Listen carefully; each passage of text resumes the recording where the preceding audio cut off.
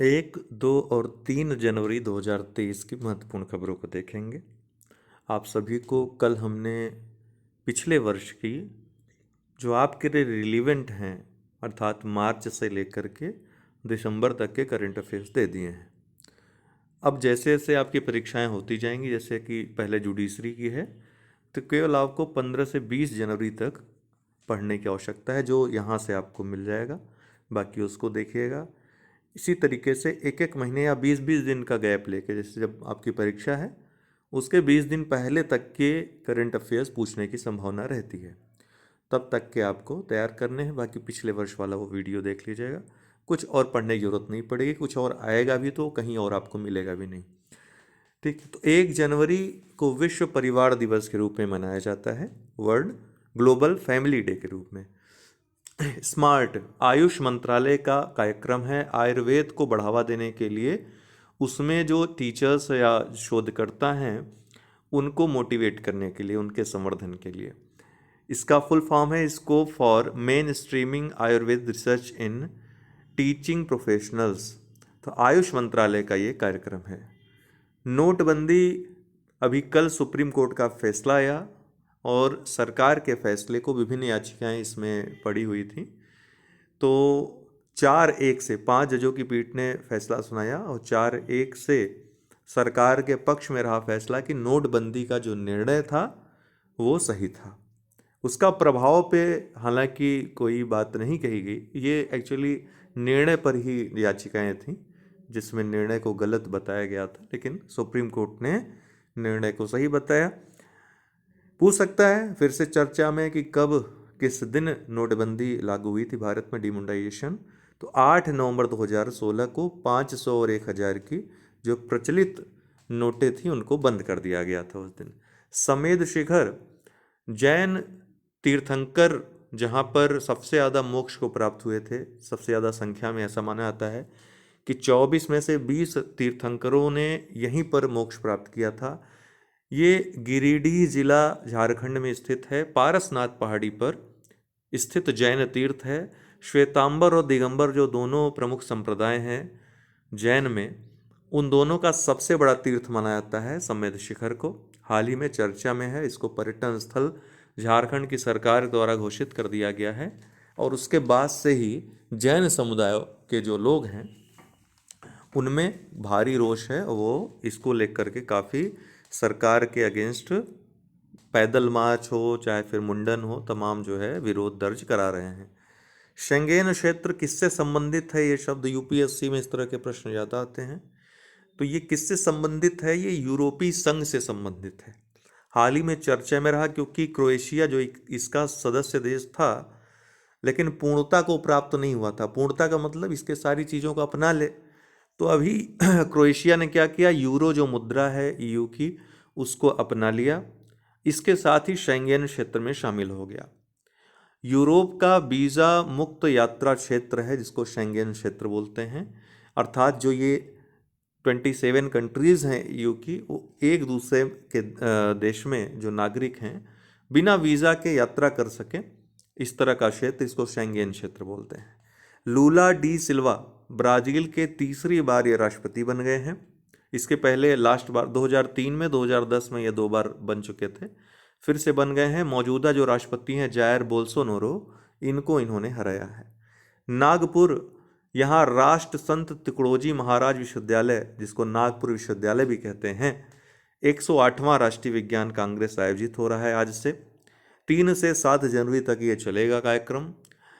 इसकी थीम जो रखी गई है, science and technology for sustainable development with women empowerment. ध्यान रखिएगा, यह भी पूछ सकता है कि वुमेन एम्पावरमेंट, ये पूछ सकता है, अलग अलग भी पूछ सकता है कि जो नागपुर में या फिर जो 108वां राष्ट्रीय विज्ञान कांग्रेस आयोजित हो रहा है उसकी थीम वुमेन एम्पावरमेंट है। तो इतना भी दे देगा तो आप बिल्कुल यस मान के चलिएगा। ठीक है, जो पहला आयोजित हुआ था राष्ट्रीय विज्ञान कांग्रेस दोस्तों, वो 1914 में कोलकाता में आयोजित हुआ था। ठीक है, ये भी याद रखिएगा। कोलकाता में भारत की पहली अंडर वाटर मेट्रो सेवा शुरू होगी। इसके दिसंबर 2023 में शुरू होने की संभावना है। 1984 में भारत की पहली जो मेट्रो सेवा शुरू हुई थी दमदम से टॉलीगंज, वो भी कोलकाता में ही शुरू हुई थी। उत्कर्ष 2.0 रिजर्व बैंक ऑफ इंडिया द्वारा नियामक व पर्यवेक्षी तंत्र है, जिसको 2019 में लॉन्च किया गया था। इसका पहला चरण 2022 में समाप्त होना था। अब उत्कर्ष 2.0 अर्थात दूसरे चरण की शुरुआत आरबीआई ने की है। कलासा बंडूरी योजना परियोजना कर्नाटक में स्थित परियोजना है, जिसका गोवा और महाराष्ट्र काफ़ी विरोध कर रहे थे। केंद्र सरकार ने हाल ही में इस परियोजना को मंजूरी दे दी। तो एक बांध है जो महादेवी बेसिन के जल को मालप्रभा बेसिन में मोड़ने के लिए काम करेगा। इसके अलावा कर्नाटक के 13 शहर जो कि सूखा प्रभावित रहते हैं उसमें जल पहुंच सुनिश्चित करेगा। तो केंद्र सरकार ने इसको मंजूरी दी है, कलासा बंडूरी परियोजना को। Central detective training institute CDTI, ध्यान रखिएगा अभी हाल ही में ये इंस्टीट्यूट छठा इसका केंद्र देवनहल्ली जो कर्नाटक में स्थित है, यहाँ पर गृह मंत्री के द्वारा खोला गया है। पहला जो ओपन किया गया था इंस्टीट्यूट 1958 में कलकत्ता में। पुलिस अधिकारी जो उच्च रैंक के अधिकारी हैं, जैसे डिप्टी SSP हो गए, इस रैंक के अधिकारी तक के प्रशिक्षण यहाँ पर दिए जाते हैं।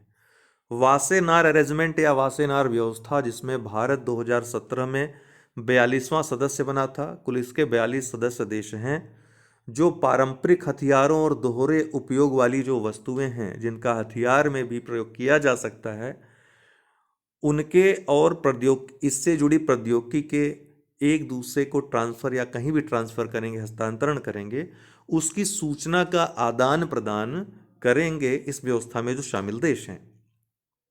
जुलाई 1996 में इसकी स्थापना हुई थी। ऑस्ट्रिया की राजधानी वियना में इसका हेडक्वार्टर है। अभी चर्चा में क्यों है? क्योंकि भारत ने 1 जनवरी 2023 से इसकी अध्यक्षता ग्रहण की है। 1 वर्ष तक भारत इसका अध्यक्ष रहेगा। आयरलैंड इसके पहले अध्यक्ष था। महाराष्ट्र ने हाल ही में लोकायुक्त विधेयक पारित किया है और इसके साथ ही चीफ मिनिस्टर और कैबिनेट को भी सम्मिलित करके लोकायुक्त कानून पारित करने वाला ये महाराष्ट्र पहला राज्य बन गया देश का।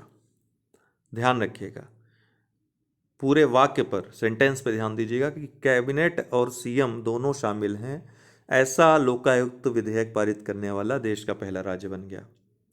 लेकिन इतिहास जो प्रश्न आपके UPPCS में आ भी चुका है कि देश में पहला लोकायुक्त ऑफिस कहाँ बनाया गया था, या लोकायुक्त कार्यालय कहाँ खुला, या लोकायुक्त नियुक्ति देश में सबसे पहले किसने की? तो महाराष्ट्र ने की थी 1971 में। लोकायुक्त के लिए कानून बनाने वाला पहला राज्य कौन था? उड़ीसा था। 1970 में उसने कानून बनाया था। तो तीनों सेंटेंस अलग अलग हैं, इनको अलग अलग तरीके से पढ़ेंगे तभी एग्जाम में सही कर पाएंगे।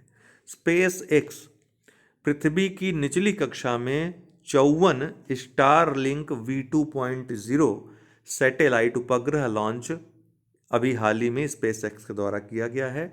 स्टारलिंक जो परियोजना है, आपको पता है, पूरी दुनिया भर में इंटरनेट का विस्तार करना, इंटरनेट जो सुरक्षा है वो प्रोवाइड करवाना दुनिया भर में, उसके लिए एक छतरी ये बनाई जा रही है स्टार्स की, या कह दें कि स्पेक्ट्रम का एक वितरण तैयार किया जा रहा है SpaceX के द्वारा। विक्रम मिस्त्री भारत के उपराष्ट्रीय सुरक्षा सलाहकार बनाए गए। आपको पता है भारत के जो मुख्य राष्ट्रीय सुरक्षा सलाहकार हैं अजीत डोभाल साहब हैं। विक्रम मिस्त्री भारत के उपराष्ट्रीय सुरक्षा सलाहकार बनाए गए हैं। यहाँ भी प्रश्न पूछ सकता है। मैग्नस कार्लसन विश्व रैपिड शतरंज चैंपियनशिप में इन्होंने स्वर्ण पदक जीता है। किसने? मैग्नस कार्लसन ने। स्टे सेफ ऑनलाइन अभियान, केंद्रीय मंत्री अश्विनी वैष्णव द्वारा G20 प्रेसिडेंसी के तहत ये अभियान शुरू किया गया। आपको पता है कि G20 प्रेसिडेंसी भारत के हाथ में है। इस साल भारत अध्यक्षता कर रहा है। सोशल मीडिया के उपयोग तथा डिजिटल पेमेंट में जागरूकता लोगों की बढ़ाने के लिए और इसके उपयोग को बढ़ावा देने के लिए, सेफ जो सुरक्षित ढांचा है उसको बनाए रखने के लिए स्टे सेफ ऑनलाइन अभियान शुरू किया गया है केंद्रीय मंत्री अश्विनी वैष्णव के द्वारा। हाल ही में अश्विनी वैष्णव जी के द्वारा ही G20 डिजिटल इनोवेशन अलायंस भी लॉन्च किया गया। एक दूसरे के जो आइडियाज़ हैं, किस क्षेत्र में डिजिटल जो दुनिया है उस क्षेत्र में नई टेक्नोलॉजी, नए इनोवेशंस, इन आइडियाज़ को ट्रांसफ़र करने के लिए इस अलायंस का भी इन्होंने गठन किया या लॉन्च किया। ठीक है, तो आज के लिए इतना ही। बहुत बहुत धन्यवाद।